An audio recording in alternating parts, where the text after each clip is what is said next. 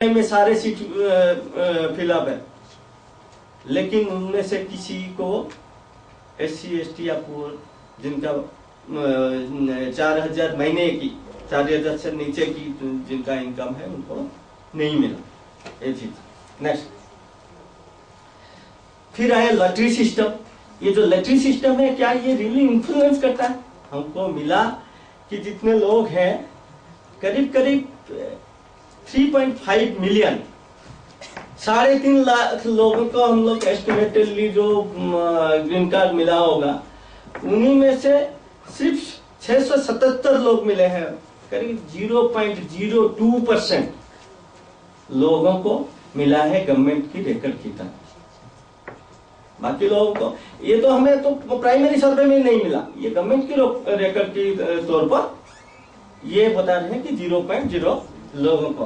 और ANM और hospital के जो स्टाफ के साथ दे रिजेक्ट की ये ग्रीन कार्ड के तहत किसी भी ये जो लॉटरी सिस्टम है इसका कोई लेना देना नहीं है स्टेरिलाइजेशन के साथ, ना होते हुए भी लोग करते हैं। नेक्स्ट तो अनमेट नीड, ये अनमेट नीड जो है हम लोग पूछा कि जिन लोग अभी जो स्टेरिलाइज नहीं हुए हैं आगे जो करने वाले हैं, तो उनमें से देखा 30 के करीब लोग जो अभी और बच्चे नहीं चाहते हैं लेकिन यूज भी नहीं करते हैं। ये अनमेट नीड का डेफिनेशन है।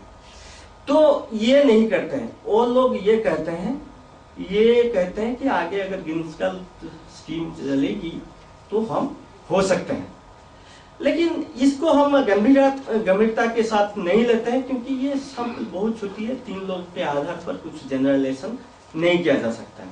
तो इसीलिए अनमेट नीड का ऊपर इसका जो इम्पैक्ट है ये कहना लायक नहीं है। नेक्स्ट तो कंक्लूजन में हम आते हैं, ये हम कहना चाहेंगे कि ये स्टेट गवर्नमेंट का ये जो पॉलिसी जो ग्रीन कार्ड की स्कीम थी इसका कोई लेना देना नहीं है करेंटली नेशनल इंटरनेशनल डेवलपमेंट के साथ, ना तो ICPD की तरह या तो NPP की जो हमारे कमिटमेंट है इसके साथ इसके कोई तालमेल नहीं, सिनर्जी नहीं। तो फिर जैसे हम देखे कि कंसिस्टेंसी नहीं है, इसका होने के बाद कोई भी ऐसे बढ़ोतरी नहीं दिखाई देती है, इसके कोई कंसिस्टेंसी नहीं है। साथ साथ हम देखे कि SC ST पुअर इन लोगों में तो इसका कोई ये they are made easy target of the health workers but they are not getting any benefit out of that. And उसमें हैरानी की बात है, once they are convinced about the benefit of this slum small family, they are going for it even without the scheme and they expect that intention also. Next हमने देखे कि जैसे educational institution में भी इनका कोई लेना देना नहीं। हाउसिंग लोन ये MIG LIG ये जो सब चीज होता है ये तो शहरों में होता है, ये जो गांव के SC ST लोग उनको हाउसिंग का लोन क्या दोगे तुम, ये भी उनके लिए नहीं है।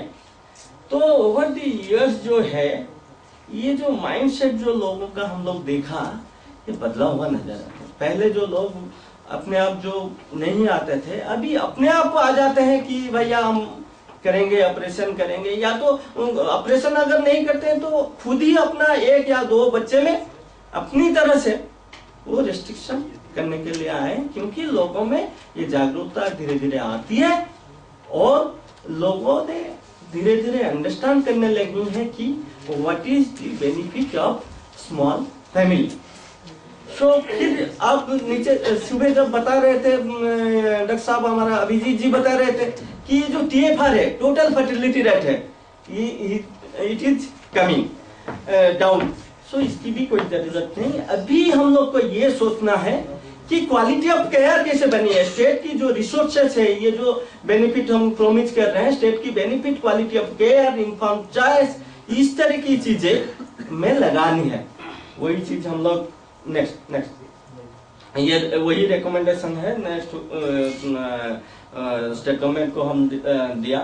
तो ये उसके बाद की फॉलोअप यही है कि ये स्टडी जो जा करके UNFPA की सहायता से जो ये स्टडी बनी थी, ये जा करके हमारे जो चीफ सेक्रेटरी लेवल पे ये डिस्कशन हुआ, हम लोग गए उधर, चीफ सेक्रेटरी और other department secretary also sat down on it and they are convinced about this thing, and subsequently a government order was declared scrapping the green card scheme in Odisha. वो इसी महीने में आया है, हाल में आया है, 8 तारीख को साइन हुआ है, 9 तारीख को ये डिस्पैच हुआ है, जिससे एक गवर्नर की ऑर्डर से ये लिखा जाता है, withdraw of the scheme forthwith, further issue of green card stopped with immediate effect, और the scheme has outlived its utility.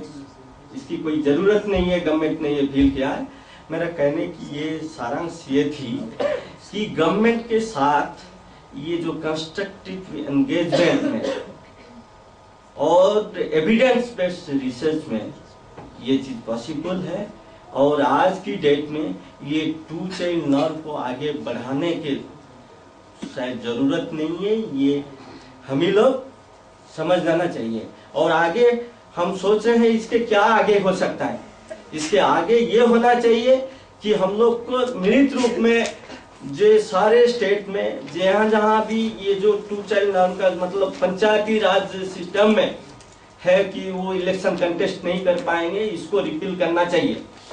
क्योंकि ये बात जब जाती है पार्लियामेंट तक, आज तक पार्लियामेंट में नहीं हो पाया, बार बार वो जाती है पार्लियामेंट में टेबल होने के लिए वो वहां से वापस आ जाता है। क्यों ये जो निचली स्तर में ये है, ये क्यों रहेगी, इसको उसको हटाना चाहिए। सेकेंड थिंग, ये जो इन्फॉर्म चॉइस इसकी करते हैं, हम लोग को एक्सेस को बढ़ाने के लिए जैसे कम्युनिटी बेस्ड डिस्ट्रीब्यूशन प्रोजेक्ट, इस तरह की घर घर में हम लोग को पहुंचाना चाहिए, जो कंट्रासेप्टिव स्पेसिंग मेथड्स, ये सब चीज को बढ़ाना चाहिए। और गवर्नमेंट को भी ये अकाउंटेबल होना चाहिए, उसको हम लोग को करना चाहिए।